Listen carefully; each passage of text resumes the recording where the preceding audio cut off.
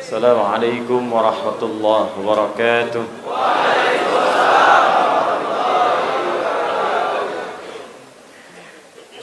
Alhamdulillahilladzi faddala as-subha fil Qur'anil Karim.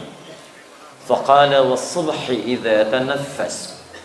فأكد أهمية الفجر في القرآن الكريم فأقسم بكلمته فقال والفجر وقال في الأخرى إن قرآن الفجر كان مشهودا ثم الصلاة والسلام على النبي الكريم الرسول الأمين سيدنا محمد وعلى آله وصحبه وأمته إلى يوم الدين أما بعد فيا عباد الله أوصي نفسي وإياكم بتقوى الله فقد فاز المتقون فلا تموتن إلا وأنتم مسلمون فقال تعالى يا أيها الذين آمنوا اتقوا الله حق تقاته ولا تموتن إلا وأنتم مسلمون. Saudara-saudariku, hadirin sekalian, keluargaku, terkhusus orang-orang istimewa insyaallah di hadapan Allah dan di hadapan Rasulullah sallallahu alaihi wasallam, para pejuang subuh, para jamaah subuh, orang-orang yang tidak biasa, yang ditakuti oleh sementara kalangan di masa kini ketika mereka datang ke masjid berbondong-bondong menunaikan salat subuh. Ada seorang Yahudi yang pekerjaannya tiap hari hanya memantau umat Islam di masjid khusus di waktu subuh. Setiap kali datang pulang, datang pulang, datang pulang. Lantas pernah kemudian diketahui oleh seorang jamaah, ditanya, kenapa anda setiap waktu sering datang ke masjid di waktu subuh hanya untuk melihat kami sholat? Apa jawaban orang ini?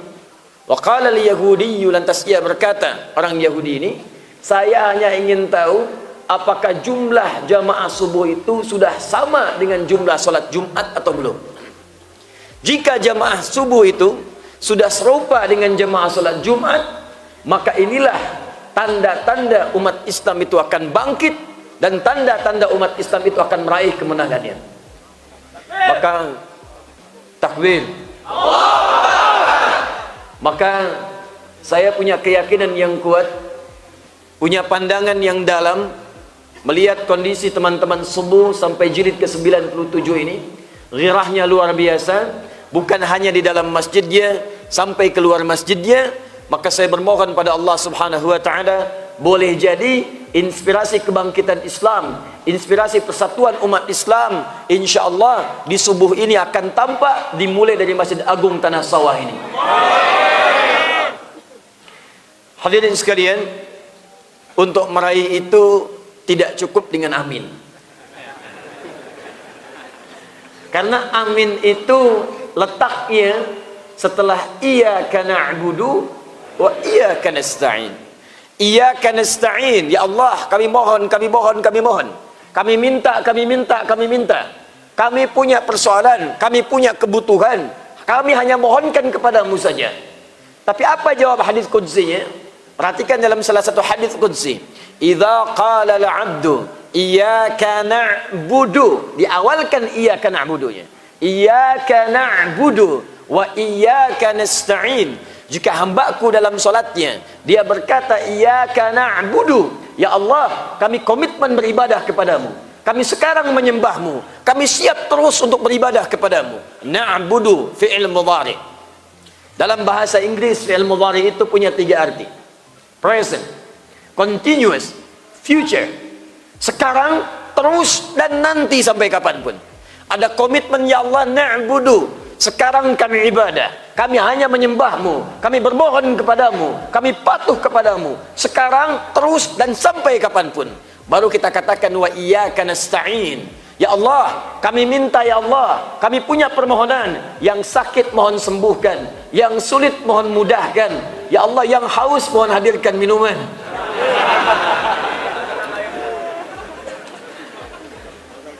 Semua yang sulit, ya Allah, mohon mudahkan. Semua masalah mohon angkat. Apa jawab Allah? Perhatikan dalam hadis qudsinya. Hadza baini wa baina 'abdi wa li 'abdi ma sa'al.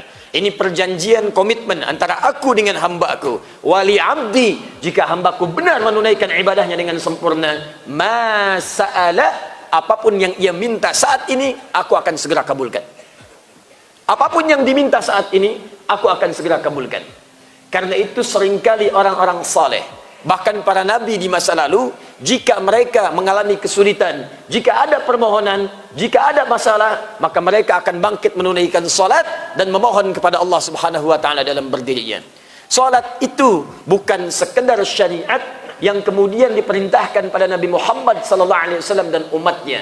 Kita sempurna menunaikannya, tapi nabi-nabi sebelumnya pun sudah salat dan kita paling sempurna dalam penunaiannya. Nabi Isa salat, Quran surah ke-19 ayat 31 sampai 33. Nabi Zakaria salat, Quran surah ketiga ayat 38 sampai 39. Bahkan di situ disebutkan dalam salat berdoa minta kepada Allah, dan permintaannya kata manusia itu mustahil. Istrinya divonis oleh medis, menopause dan mandul, mustahil punya keturunan. Suaminya fisik sudah letih, rambut sudah memutih, tapi menunaikan salat minta kepada Allah. Dalam salat berdirinya memohon, ya Allah, qala rabbi habli min ladunka dzurriyyatan thayyibah. Ya Allah, mereka mengatakan aku nggak mungkin punya keturunan. Mereka mengatakan aku terbatas. Aku mohon kepadamu dengan namamu yang memberi tanpa batas. Nama Allah pemberi tanpa batas disebut dengan Wahhab namanya. Kalau kita ingin minta pakai sigat amr lit talab, permohonan kepada Allah, hab. Untuk saya, li. Untuk banyak, lana. Kata Nabi Zakaria, Rabbi habli min ladunka dzurriyyatan thayyibah. Ya Allah, yang pemberiannya tanpa batas, mohon anugerahkan dari sisimu saja. Karena orang mengatakan mustahil, maka hamba tak berharap pada orang lagi. Hamba minta padamu saja, mohon anugerahkan hamba keturunan dari sisimu. Langsung berikan kepada hamba, ya Rabb. Apa jawabannya? Allahu Akbar. Fanadathul malaikatu wa huwa qaimun yusalli fil mihrab anna Allah yubashshiruka bi Yahya. Tiba-tiba datang langsung malaikat menyampaikan kabar gembira. Kamu dapat kabar gembira dari Allah, akan punya anak, bahkan namanya langsung diberikan oleh Allah Yahya. Artinya hidup.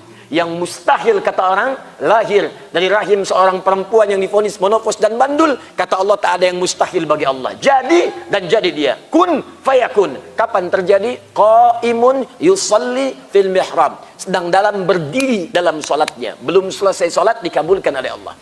Nabi Ismail alaihissalam salat. Saking pentingnya salat, bahkan minta pada keluarganya semua salat.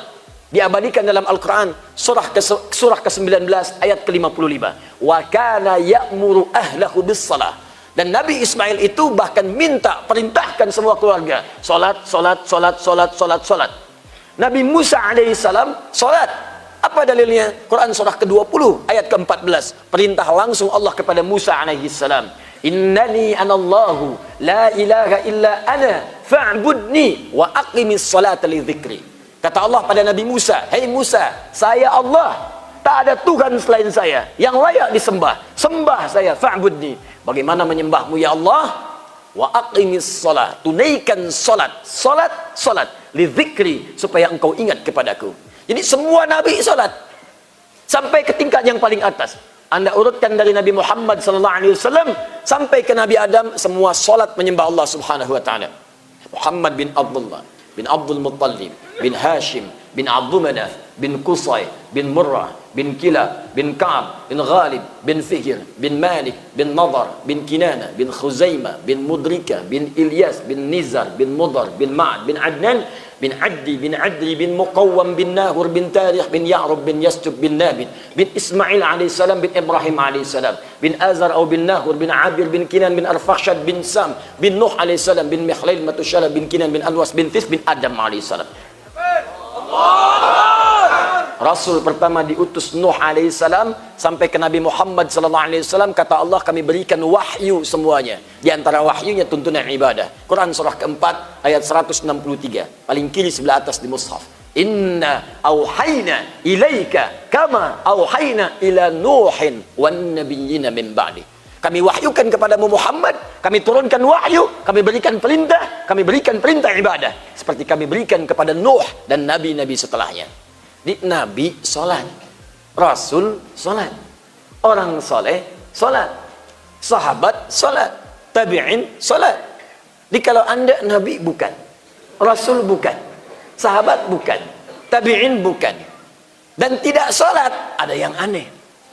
Karena itu berbahagialah ketika dalam hidup ini kita masih diberikan iman oleh Allah Subhanahu wa taala, dapat menunaikan salat, dan masya Allah di antara sekian waktu salat itu ada yang istimewa sampai keistimewaannya disebutkan langsung dalam Al-Quran, di Quran surah ke-17 ayat ke-78.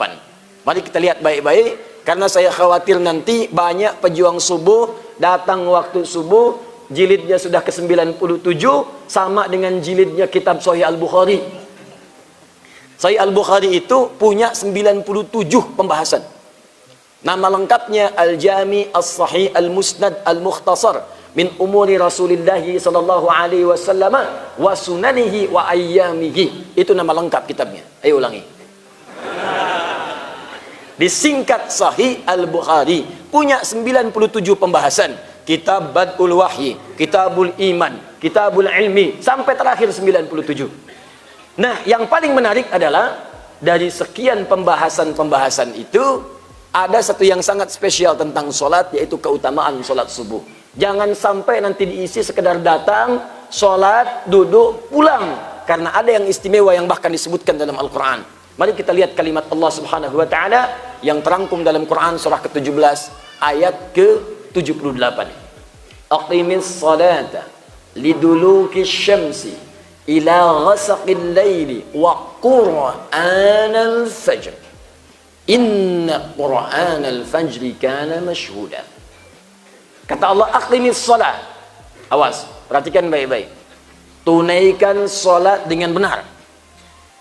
Saya boleh berdiri nih? Boleh, saya berdiri ya. Lebih enak lihat ini.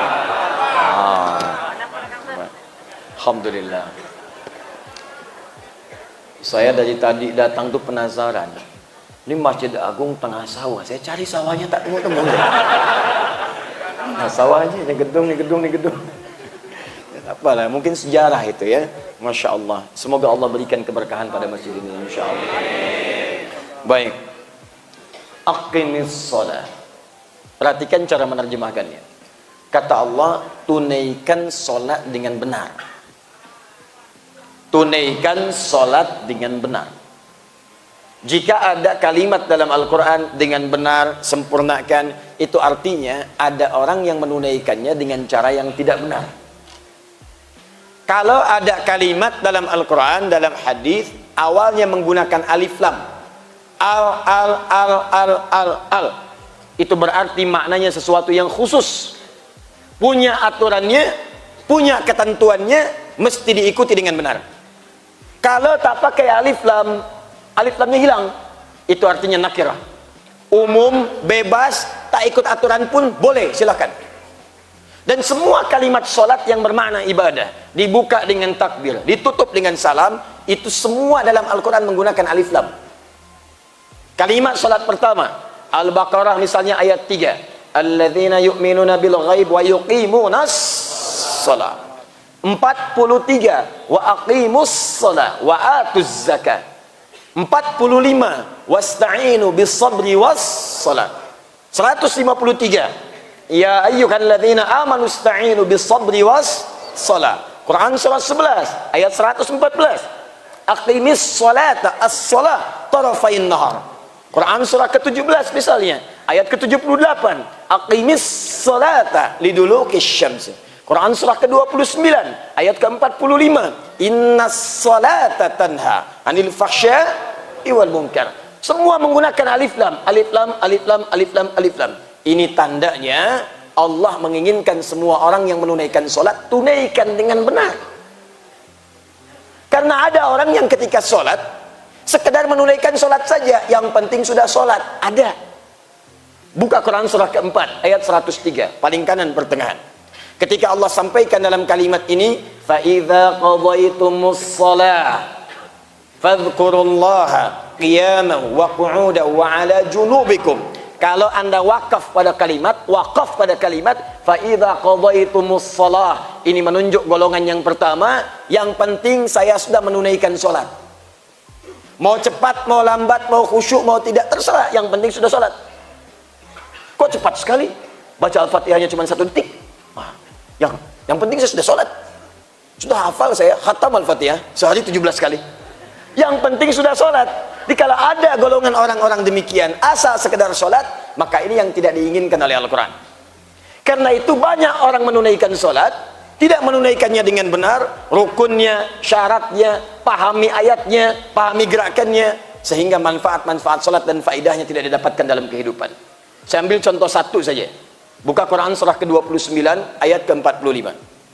Kata Allah, seharusnya kalau orang sholatnya benar, itu pasti yang paling pertama terjadi pada dirinya, dia akan berubah jadi orang baik. Sumber keburukan yang menyebabkan orang berubah jadi tidak baik cuma 2. Satu, fahsya. Fahsya itu keburukan yang bersumber dari syahwat. Maaf ya, pornografi, porno aksi, LGBT, masuk bagian dari fahsya. Ini mustahil kalau ada orang sholat tiba-tiba berbuat fahsya.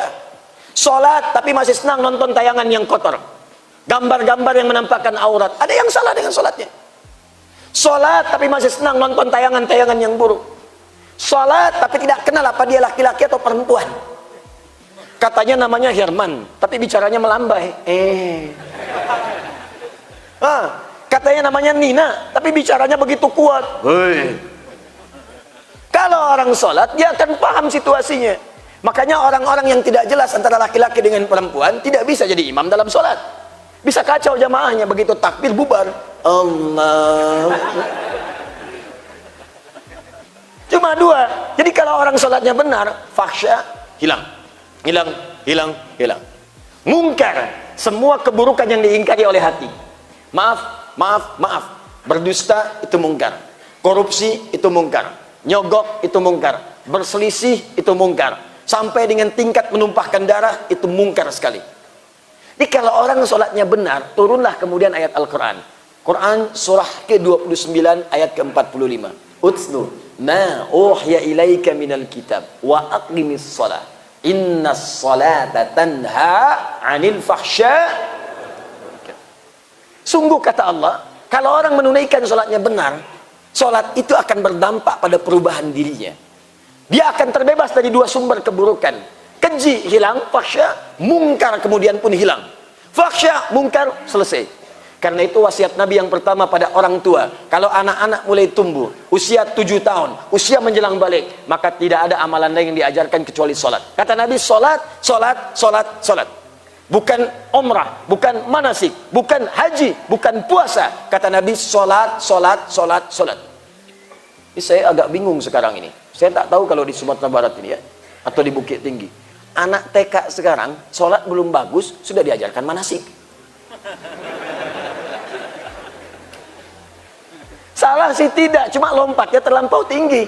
Rukun yang dasar, tangga yang paling dasar belum dipijak, sudah mau masuk tangga kelima. Jadi kalau sholatnya benar dari sejak kecil, tumbuhlah anak itu jadi anak yang baik. Karena itu banyak orang dari sejak dulu, dari zaman Nabi Al-Hasan dan Al-Husain, zaman para sahabat, muncul kemudian anak-anaknya. Kemana diasarkan mereka? Kemana dikumpulkan mereka? Masjid. Surau. Terkenal di Sumatera, setiap kiai punya suraunya masing-masing. Setiap buya punya suraunya masing-masing. Siapa yang datang awal-awal ke sana, datang ke masjid, datang ke surau, anak-anak dihadirkan. Sehingga banyak terdengar marak suara anak-anak di masjid. Apa faidahnya? Supaya dia tumbuh di kemudian hari jadi orang baik. Kalau jadi pejabat, pejabat yang baik. Kalau jadi arsitek, arsitek yang baik. Kalau jadi ekonom, ekonom yang baik. Kalau jadi insinyur, insinyur yang baik. Kalau jadi guru, guru yang baik. Maka kalau dasarnya itu baik, ke atasnya pun akan lebih baik. Inilah rahasia pertama, kenapa kemudian kita diminta menunaikan sholat yang benar. Dan diantara ciri benar itu, bukan sekedar rukun dan syaratnya. Kalimat pertama dalam Al-Quran adalah, setelah rukun syaratnya sempurna, coba pahami bacaan dan gerakan-gerakan sholat itu. Karena kebanyakan ada isyarat dalam Al-Quran, maaf, bahkan ada orang sholat pun tidak paham dan tidak mengerti apa yang dibaca dalam sholatnya. Ruku tapi tak paham yang dibaca. Sujud tak mengerti yang diungkapkan. Bagaimana kita bisa khusyuk dalam sholat kalau kita tak mengerti yang dibacakan? Karena itu di hadis Abu Daud nomor hadis 857, banyak orang sholat dipermainkan oleh setan. Ya kata Nabi, Jika anda sudah mulai bertakbir, fa idza kabbara, hadisnya idza udzina faqara syaitanu alaihi dharatun, sejak azan mulai dikumandangkan, maka syaitan akan berlari meninggalkan anak Adam sambil terbirit-birit. Makanya tak usah heran, jangan heran kalau ada anda sedang berjalan dengan satu orang, bahkan orang itu pun bukan muslim, azan berkumandang, Allahu akbar, Allahu akbar, dia akan berkata kepada anda yang muslim, sudah azan, sudah azan, apa tidak sholat dulu kamu? Karena setan sedang pergi. Fa'idha thuwiba fa'ada, tapi kalau adanya selesai, balik lagi setannya. Maka orang yang muslim bisa menjawab, tenang aja, baru adzan, belum qomat. Balik setan. Sampai iqamat dikumandangkan, mulai takbir, orang sholat akan mulai merasa fokus. Silakan bapak ibu perhatikan, tuan puan lihat, setiap orang mau sholat biasanya tuh tenang, fokus. Tapi kalau sudah takbir, Allahu akbar, kata Nabi, fayaqulu syaitanu, maka setan akan mulai berkata kepadanya. Ada setan yang khusus menggoda orang sholat. Setan itu punya jurusan juga, spesialisasi. Ada 9 jenis setan. Saya nggak tahu kuliahnya di mana itu. Rektornya iblis. Ya, itu 9 jurusan. Bu, setan masjid ada, Bu. Tugasnya menggoda DKM masjid. Betul, bukan jamaah. Sebab kalau DKM itu sudah rusak, jamaah pun nggak pengen ke masjid. Kalau jamaah satu nggak ke masjid, yang lain datang, hilang satu, tumbuh 1000. DKM rusak, malas orang datang. Kenapa saya mesti ke masjid? DKM-nya aja rusak. Di rumah ada setan. Hati-hati, setan masjid, setan goda orang sholat, namanya khinzib. Setan goda orang wudhu, sejak keluar dari tempat wudhu digoda setan, namanya walhan. Karena itu ada orang keluar dari tempat wudhu, langsung ragu, saya ini sudah wudhu atau belum? Padahal baru keluar dari tempat wudhu. Batal tidak? Batal tidak? Batal tidak? Tidak, padahal batal. Batal, padahal tidak. Walhan. Ada setan khusus menggoda rumah, namanya dasim. Setan rumah. Masuk rumah, kata Nabi ucapkan salam. Assalamualaikum. Fayaqulu syaitan. Maka setan berkata kepada temannya, kita tidak punya tempat menetap di sini. Bahasanya kita tidak punya tempat. Artinya, boleh jadi bapak, ibu datang dari tempat lain, setannya ikut ke rumah. Begitu diucapkan salam, setannya berkata kepada yang baru ikut tuh, kita nggak punya tempat di sini, nggak usah ke sini. Awas, hati-hati bu. Ibu ke mall, ke supermarket, itu setan pasar bisa pulang. Setan pasar ada pak. Itu yang sering bikin ibu kadang-kadang terngiang-ngiang sampai di rumah akan tas yang belum sempat terbeli itu. Datang supermarket, lihat tas bagus, sampai rumah kepikiran. Baru mau tidur dialog dengan suami. Pak, tahu nggak bang, tadi itu tasnya bagus sekali itu, cuman sayang tak sempat beli. Itu setan pasar ikut ke rumah, dibisik-bisik supaya nggak fokus dalam ibadah. Kata suami, mah tas itu nggak penting, yang penting isinya itu bisa mengantarkan kita ke surga. Masya Allah. Iya pak ya, astagfirullah, astagfirullah, yang penting kita ke surga pak ya. Tapi tas yang tadi bagus kok pak, bisa bawa ke surga juga. Nah itu masuk. Cara mengusirnya masuk rumah, ucapkan assalamualaikum, fayaqul li sahibi, dia berkata kepada setan temannya, kita tidak punya tempat menetap. Tapi kalau anda tak ucapkan, hati-hati, dia bersemayam di situ.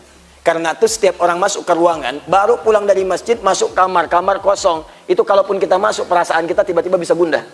Maka ucapkan assalamualaikum, keluar dia dan pergi meninggalkan tempat itu. Jangan fikirkan dijawab atau tidak, ya. Tak ada jawaban, normal. Dijawab waalaikumsalam misalnya, pikir lagi. Assalamualaikum, dasim namanya. Ajarkan pada anak-anak, pada orang dewasa, pada remaja. Masuk, ucapkan salam. Saya punya anak, sekarang usia 6-7 tahun. Mau masuk 7. Sejak usia 3 tahun, baru bisa bicara, berjalan, aktivitas saya ajarkan. Masuk kamar, kak, ucapkan assalamualaikum. Ada setan namanya dasim. Itu goda kakak nanti, tidak bisa tenang tidurnya. Begitu mendengar dia namanya, langsung dia masuk kamar, dia buka, dia ucapkan assalamualaikum dasim. Dia cakap tuh namanya, supaya keluar sekalian. Ya. Selesai. Nah, setan yang goda orang sholat namanya khinzib. Khinzib. Ada yang menyebut khanzab. Jadi kalau orang sudah bertakbir, Allahu Akbar, fayaqulu syaitanu udhkur kadza, udhkur kadza. Maka setan akan berkata pada orang sholat ini, ingat ini ya, ingat itu ya.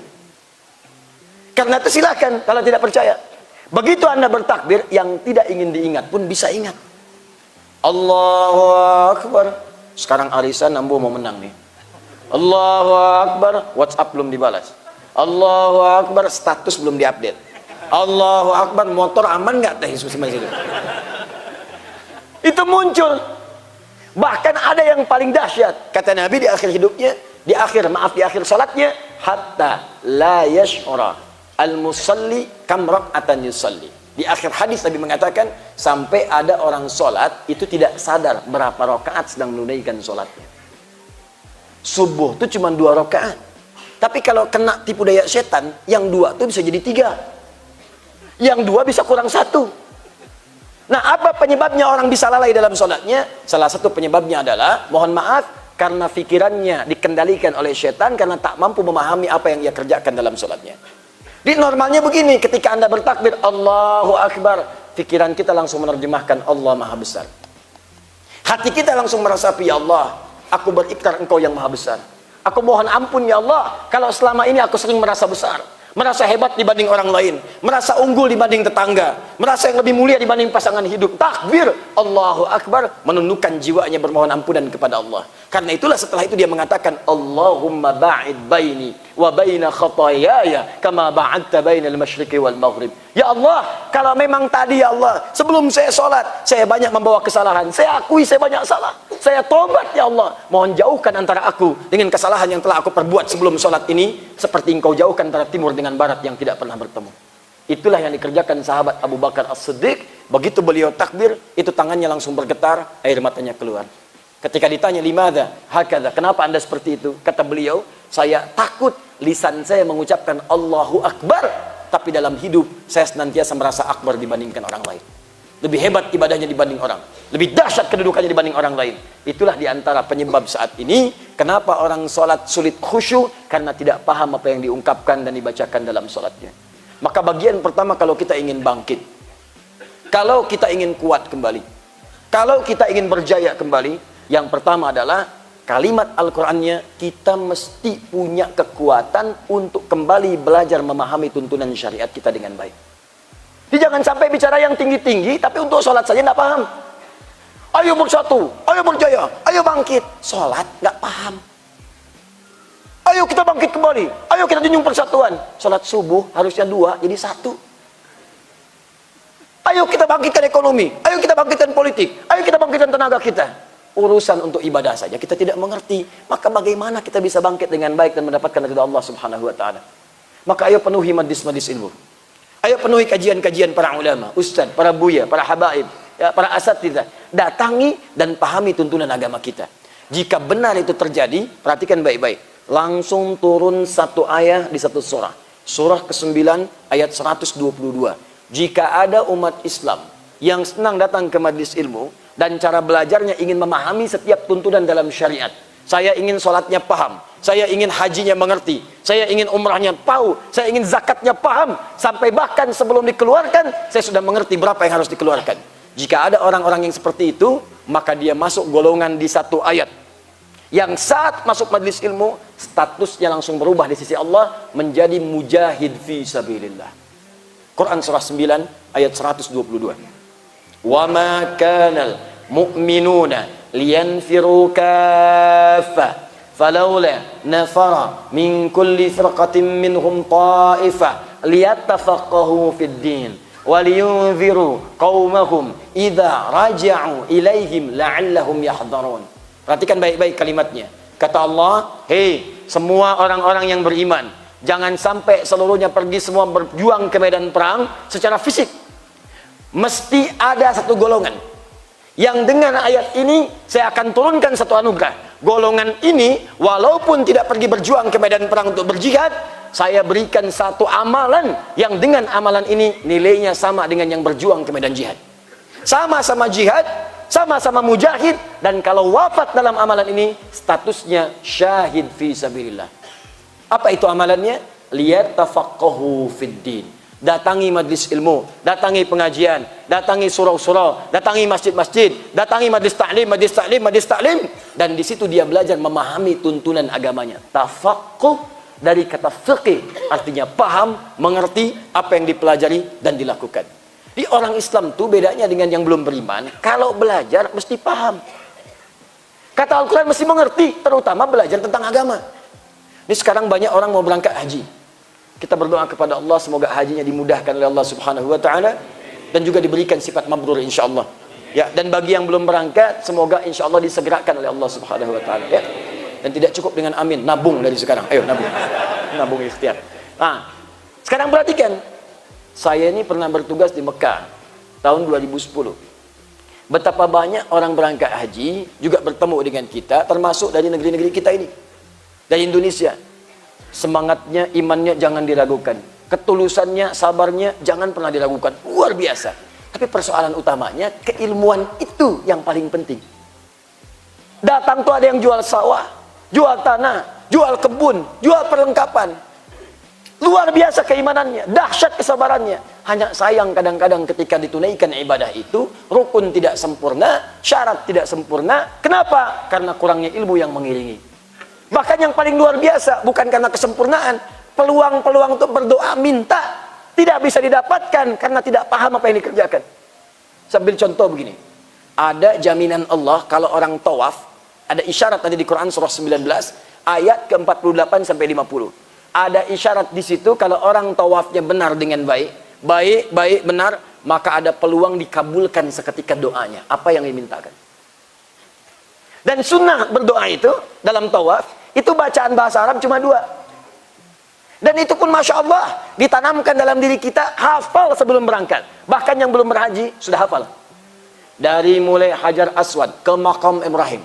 Subhanallah, walhamdulillah, wala ilaha, wallah, hafal dalam kepala kita.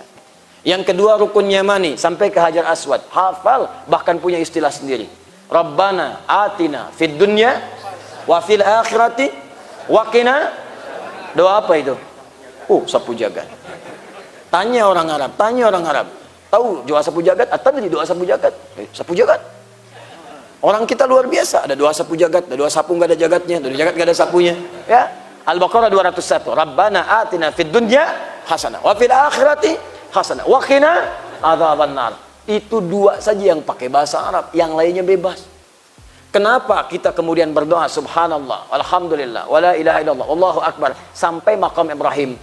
Karena itu pernah dilakukan oleh Nabi Ibrahim dan dipraktekkan isi kalimatnya. Subhanallah, dipraktekkan subhanallah. Walhamdulillah, dipraktekkan alhamdulillahnya. Allahu akbar, dipraktekkan Allahu akbarnya. Sampai kemudian ketika itu dilakukan, turun kalimat wa wahabna lahu Ishaq. Apa yang dimohonkan oleh Ibrahim sejak dulu dikabulkan oleh Allah, dikaruniakan Ishaq. Siapa itu Ishaq? Anak beliau dari Sayyidah Sarah. Sarah itu divonis secara medis tak mungkin punya keturunan. Pertama sudah menopause.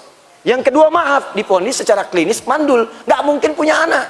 Tapi beliau subhanallah, beliau amalkan alhamdulillah, beliau amalkan Allahu akbar, turun kalimat wa wahabna lahu Ishaq.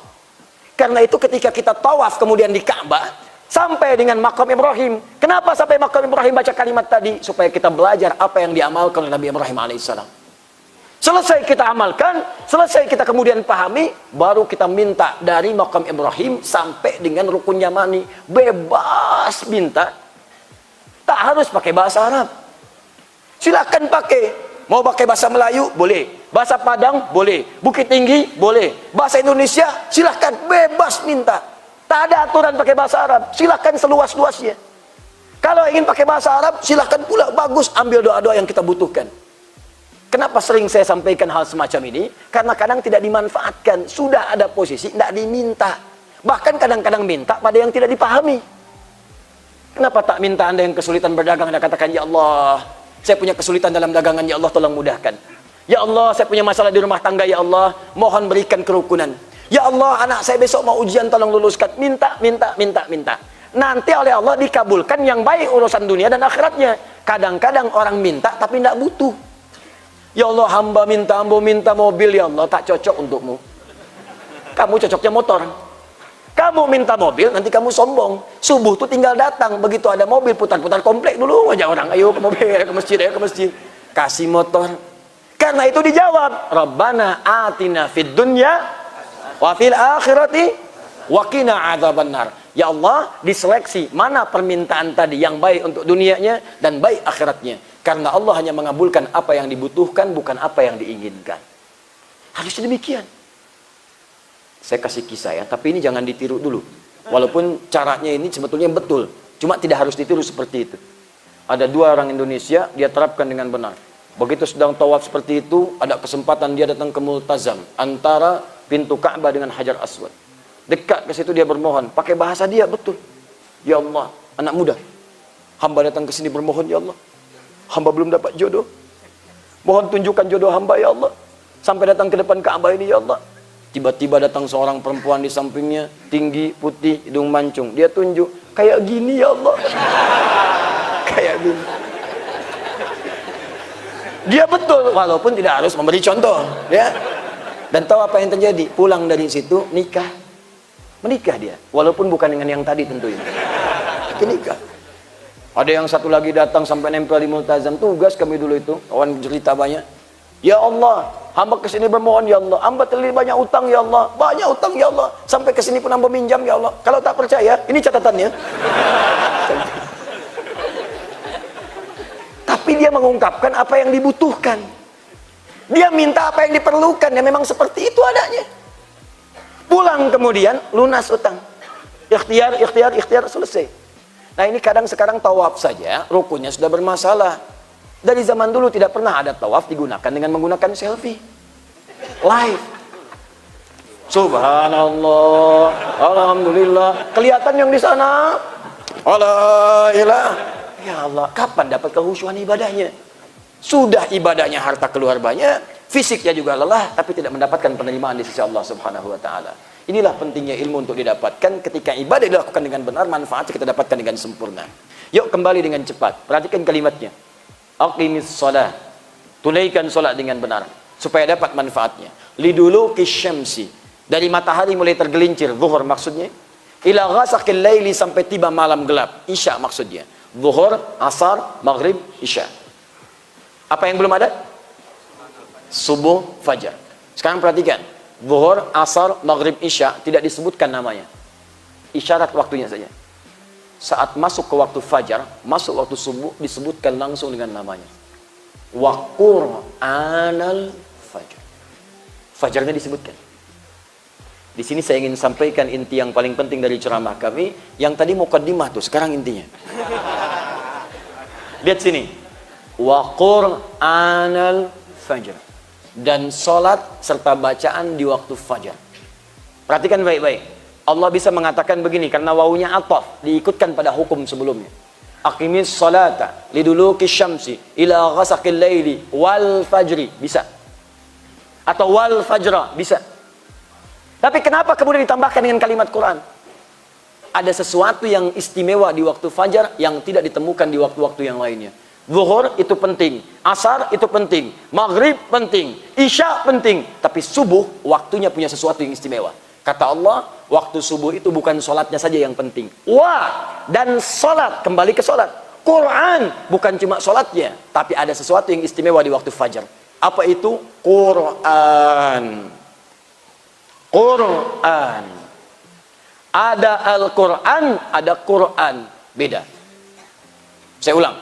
Ada Al-Quran, ada Quran. Beda. Apa bedanya? Yang satu pakai al, yang satu tidak. Al-Quran dan Quran. Nah, dalam kalimat bahasa Arab ada kaidah begini. Ziyadatul mabna tadullu ala ziyadatil makna. Kalau satu kalimat punya perbedaan tambahan huruf, maka maknanya tidak sama. Walaupun kelihatan serupa. Satu Quran, satu Al-Quran. Serupa kalimatnya, tapi yang satu pakai alif lam, itu beda. Kalau disebutkan menggunakan alif lam, Al-Quran, maka itu yang dimaksud adalah firman Allah Subhanahu wa taala yang terangkum dari Al-Fatihah sampai dengan An-Nas, 114 surah, 30 juz. Itulah Al-Quran. Disebut Al-Quran dari kata Al-Qur'u, bunyi yang terdengar. Kalau diperdengarkan disebut dengan qiraah. Bismillahirrahmanirrahim, qiraah. Kalau diperdengarkan terus tanpa bosan, Quran. Tambah alif lam, yang ini bukan yang lain. Kenapa disebut Al-Quran? Karena bacaan ini beda dengan yang lain. Terus dibacakan tanpa pernah orang bosan. Silakan Anda cek. apakah pernah ada orang mengatakan pusing karena baca Al-Quran? Saya tanyalah sama bapak ibu sekalian, dalam sehari berapa kali baca Al-Fatihah? Coba, 11 atau 12? Yang 11 angkat tangan. 12, 13, 14, 18, 17 kali baca Al-Fatihah. Al-Fatihah Al-Quran bukan? Al-Quran 17 kali sehari. 7 ayat diulang-ulang. 7 ayat 17 kali dalam sehari. 2 4 4 3 4, 2 subuh, 4 zuhur, 4 asar, 3 maghrib, 4 isya. 17 kali sehari tak pernah berhenti. Nih yang mau saya cakap tuh begini. Bapak ibu sejak mulai kita balik kita kan sholat. Taruhlah usia dari sejak 13 tahun, perempuan 9 tahun sholat. Sekarang sudah umur 40 tahun, sudah umur 30 tahun, sudah umur 50 tahun ke atasnya, 60 tahun, masih sholat setiap hari 17 kali. Kalau 17 kali setiap hari, kalikan 30 hari. Dikalikan 12, berapa jumlahnya? Kali 30 tahun. Jadi selama ini, orang tiap hari baca Al-Fatihah, baca. Tapi tak pernah ada kasus orang pusing, orang kena migrain karena Al-Fatihah. Sila tanya datang ke rumah sakit. Dok, adakah orang datang mengadu ke sini? Saya pusing pak. Kenapa? Baca Al-Fatihah tiap hari. Tapi buku lain, silakan cek. Kitab lain, cek. Kitab paling hebat, majalah paling bagus, baca 17 kali sehari. Baru 3 kali, dah bosan. Kok ditinggalkan? Hafal. Tapi Al-Fatihah tidak, Al-Quran. Karena itu disebut menggunakan Al-Quran. Karena kitab ini istimewa, beda dengan bacaan-bacaan biasa. Tapi kalau alif lamnya dihilangkan, Quran, alnya hilang. Maka ini dalam fikih tidak diartikan kecuali satu. Semua bacaan-bacaan yang kita sampaikan untuk mendekat kepada Allah. Quran. Bisa masuk Al-Qurannya, bisa masuk doanya, bisa masuk istighfarnya, bisa masuk zikirnya. Semua bacaan yang bisa kita mohonkan kepada Allah disebut dengan Quran namanya. Masuk Al-Qurannya, masuk zikirnya, masuk tasbihnya, masuk tahmidnya, masuk istighfarnya, itulah Quran. Dahsyatnya amalan subuh. Subuh itu bukan cuma sholatnya yang penting, tapi semua bacaan kita akan langsung dipersaksikan oleh Allah dan seluruh malaikat-malaikatnya. Perhatikan hadis Nabi berikut ini. Kata Nabi, tajtami'u malaikatul laili wa malaikatul nahari fi waqtil fajri. Semua malaikat siang dan malam akan berkumpul di waktu fajar menyertai orang-orang berzikir kepada Allah Subhanahu wa taala. Karena itu kalimat Qur'annya, inna Qur'anal fajri kana masyhuda. Sungguh semua bacaan yang disampaikan di waktu subuh itu semuanya didengar langsung, disaksikan oleh Allah dan semua malaikatnya. Karena itu ketika ada orang berdoa, bukan sekedar doa di waktu subuh. Di sampingnya banyak malaikat mengaminkan. Ya Allah berikan si fulan A, ya Allah rukunkan kami, ya Allah anugerahkan kelancaran pekerjaan. Malaikat menyampaikan amin, kabulkan ya Allah, amin, kabulkan ya Allah. Cuma memang sifat malaikat itu gaib, tak tampak. Sebab kalau ditampakkan tak jadilah Tuhan berdoa. Tak jadi ibu berdoa. Ya Allah, mohon lancarkan urusan hamba. Amin. Samping. Siapa? Malaikat maut. Tapi tenang saja, bukan ke kamu kok. Saya mau datang pada si fulan dulu. Tak jadi kita berdoa. Jadi kita mohonkan amin, amin, amin, amin. Doa. Istighfar. Astagfirullah, astagfirullah, astagfirullah. Malaikat mengatakan, ya Allah ampuni dia, ampuni dia, ampuni dia. Karena itu saking pentingnya waktu ini, bahkan ada orang disebutkan dalam Al-Quran, sebelum subuh, dia sudah memburu waktu ini. Istighfar menjelang subuh. Waktu menjelang subuh disebut dengan sahar namanya. Sahar, sahar, sahar. Ada orang ahli istighfar sebelum subuh. Dan disebut oleh Allah langsung dalam Al-Quran, ini calon penghuni surga. Ada calon penghuni surga yang sedang beraktivitas di bumi. Apa diantaranya? Wabil asharihum yastaghfirun. Di waktu sahar menjelang fajar, dia berburu istighfar tobat di hadapan Allah Subhanahu wa taala. Ya Allah ampuni saya. Ya Allah ampuni saya. Ya Allah ampuni keluarga saya. Ya Allah ampuni masyarakat saya. Ya Allah ampuni tetangga saya. Ya Allah ampuni kawan saya. Minta. Itu ahli surga, ahli taman surga, orang takwa yang sedang beraktivitas di bumi. Itu dalil yang ada di Quran, surah ke-51, ayat 15 sampai dengan ayat 23. Di ayat 18-nya, wabil asharikum yastaghfirun. Kalau kualitas subuh ini kita maksimalkan seperti ini, sebelum subuh datang, istighfar, astagfirullah, astagfirullah, astagfirullah. Koreksi diri, ya Allah, saya banyak maksiat, ya Allah. Bagaimana kalau saya wafat sekarang, ya Allah? Antum tuh wafat dong. Kita itu akan meninggal. Kita akan wafat. Kita akan pulang. Kita akan mudik kembali kepada Allah. Apa tidak malu kalau pulang membawa banyak dosa? Saya mau izin bertanya pada hadirin semua. Siapa yang tidak punya dosa, boleh angkat tangan.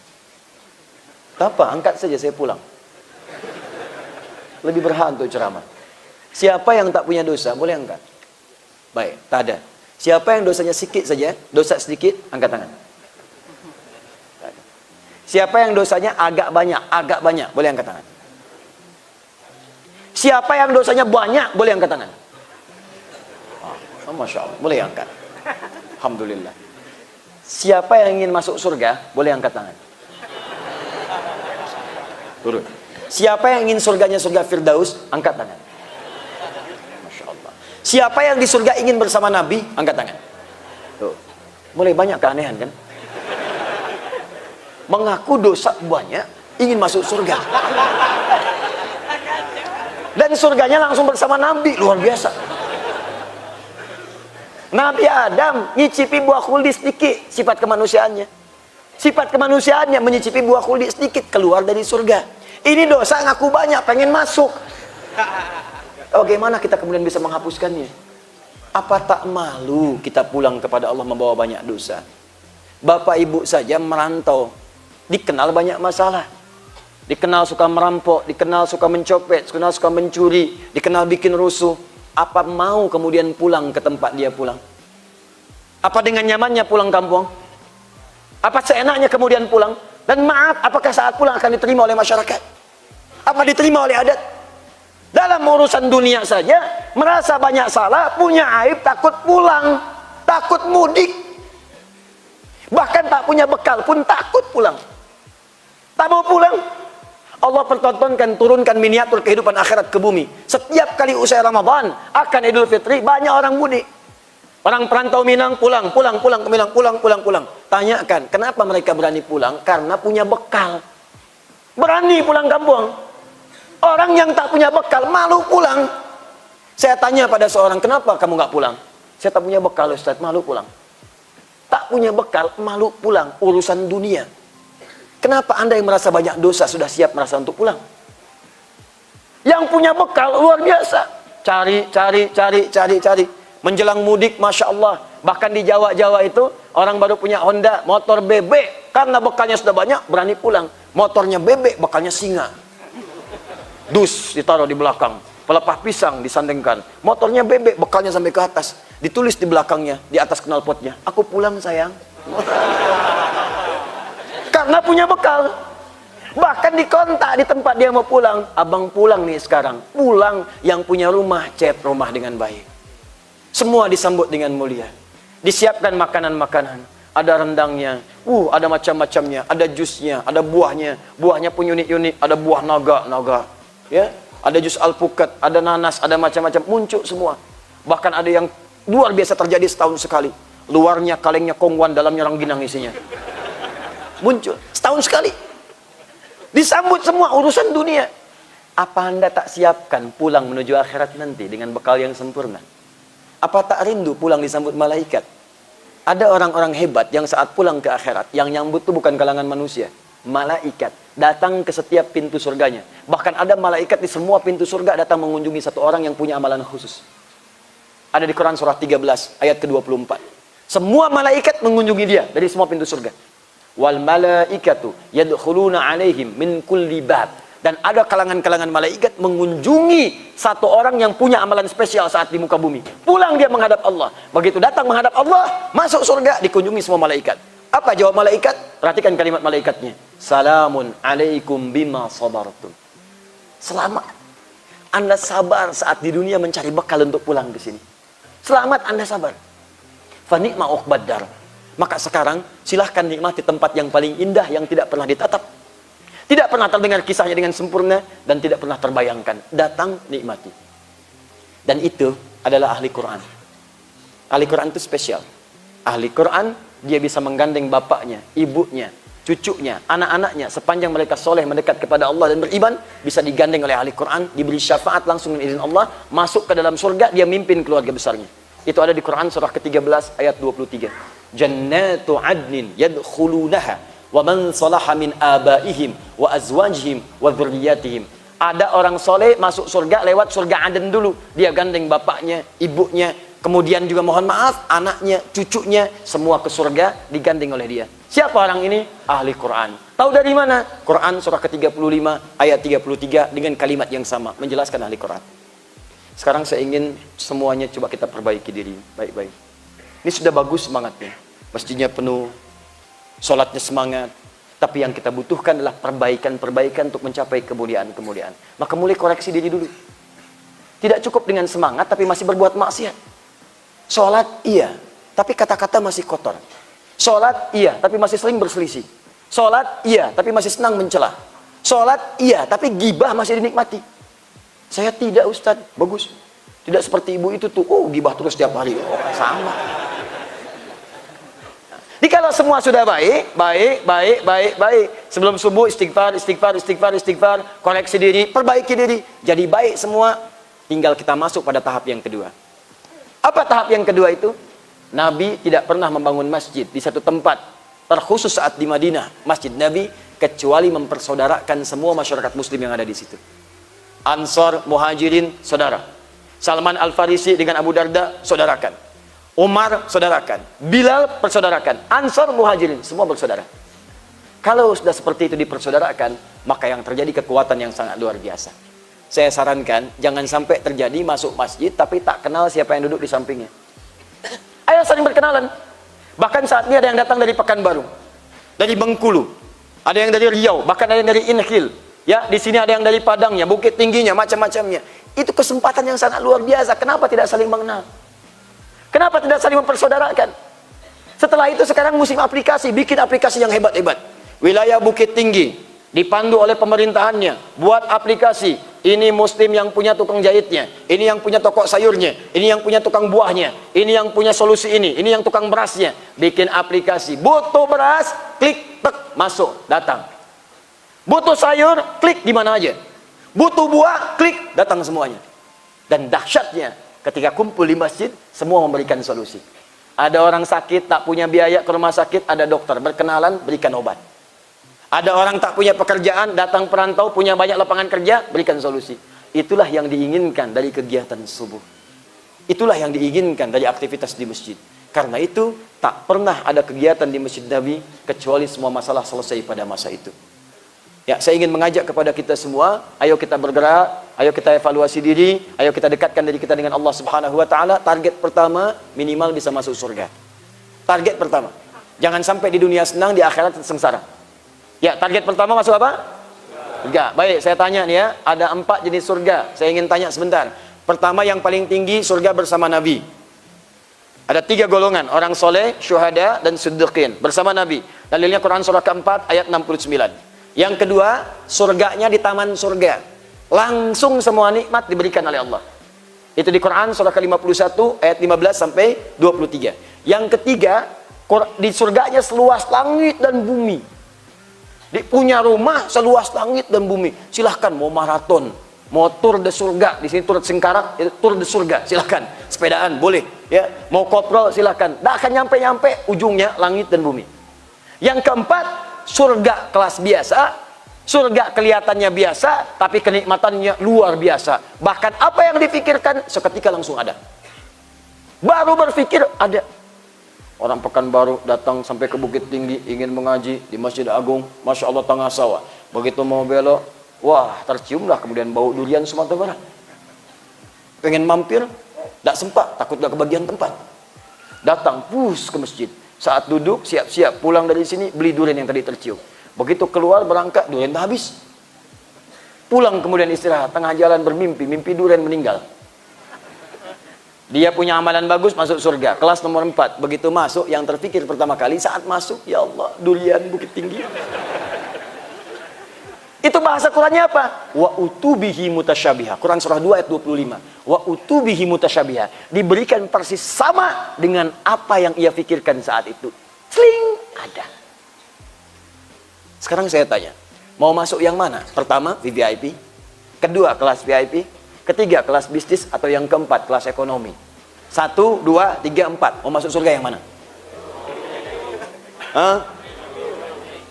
Atau ustaz, yang penting masuk surga aja lah, jangan mulu-mulu dia. Ada yang begitu, ada di hadis Muslim, nomor hadis ke-14. Ada orang Baduy, ja'a Arabiyyun ila Nabi sallallahu alaihi wasallam. Datang seorang Arab Baduy dari kampung kepada Nabi sallallahu alaihi wasallam. Faqala, dia berkata, bima makna ya Rasulullah, dullani ala amalin basitin yudkhilunil jannah. Ya Rasulullah, tolong ajarkan saya ni satu amalan yang sederhana saja, sikit saja, yang penting bisa masuk surga. Jangan tinggi-tinggi ya Rasulullah, yang penting masuk surga.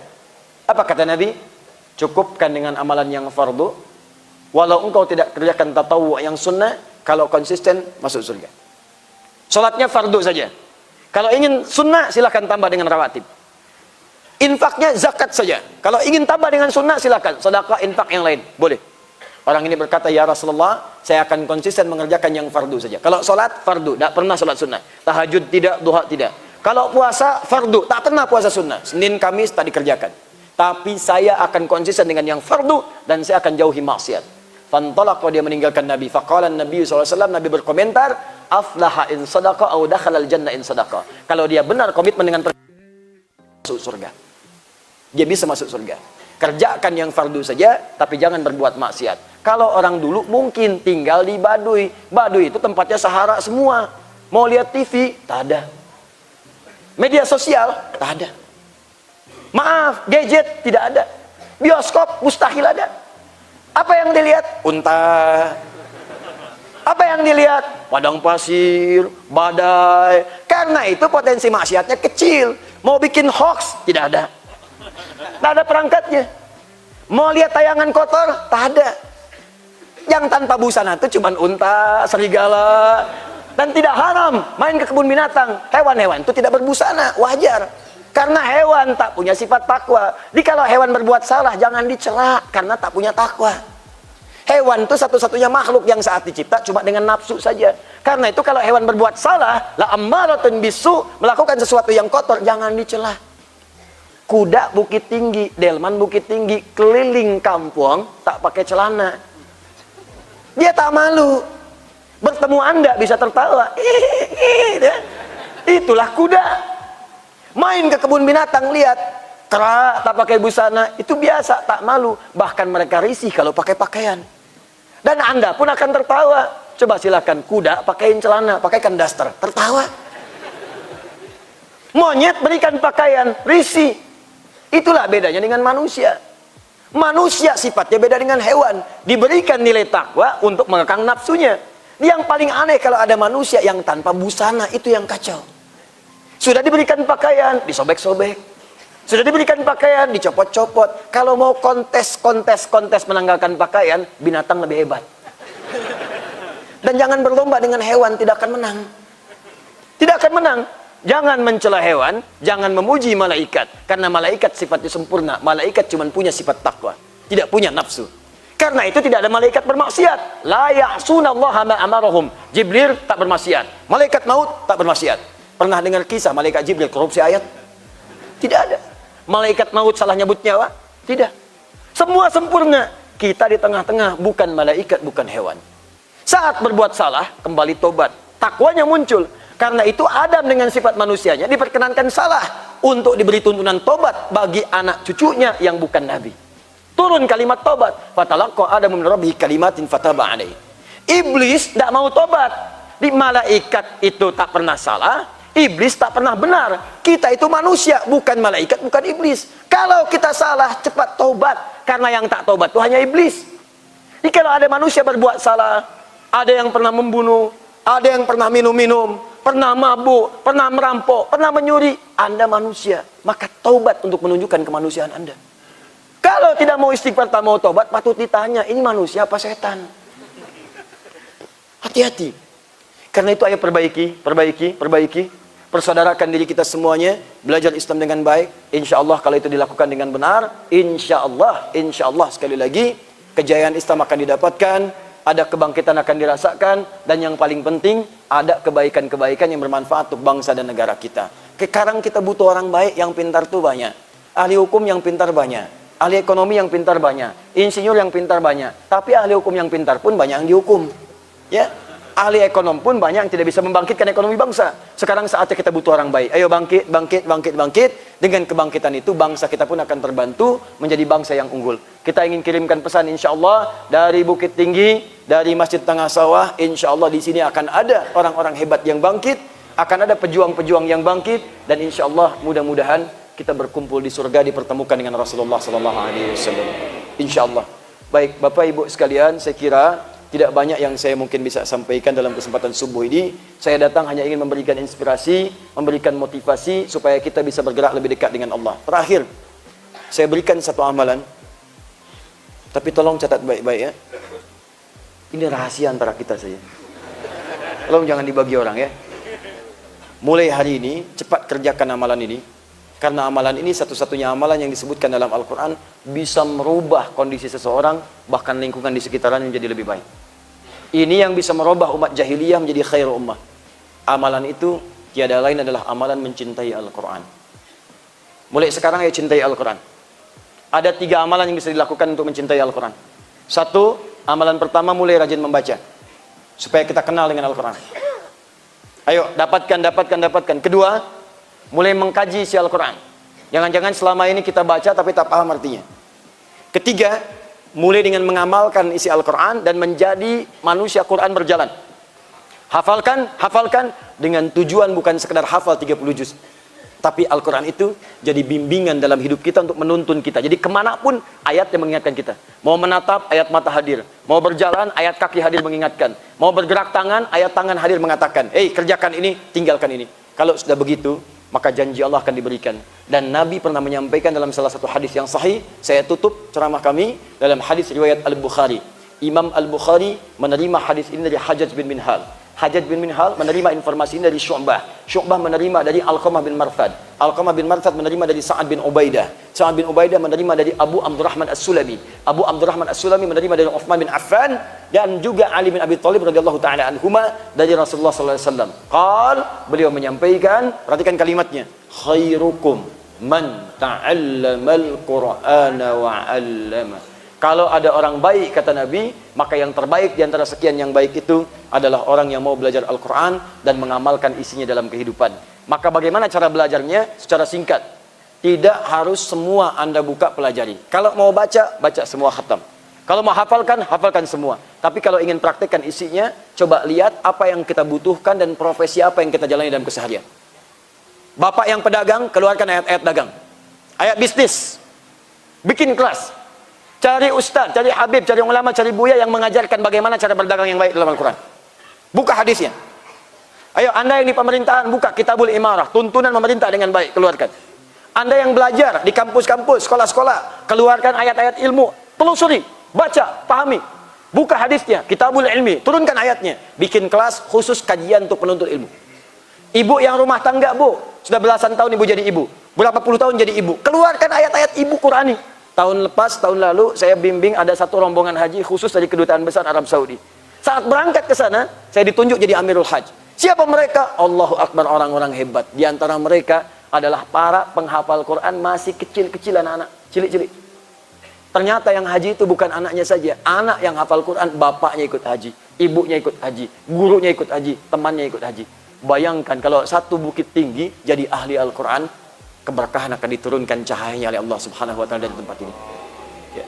Karena itu ayo mulai bergerak, jangan kalah oleh daerah-daerah lain. Saya sudah roadshow ke beberapa tempat di wilayah-wilayah di Indonesia, hampir rata-rata sudah menyiapkan diri menjadi ahli Quran. Yang dahsyat, Bapak Ibu penting mesti tahu ini.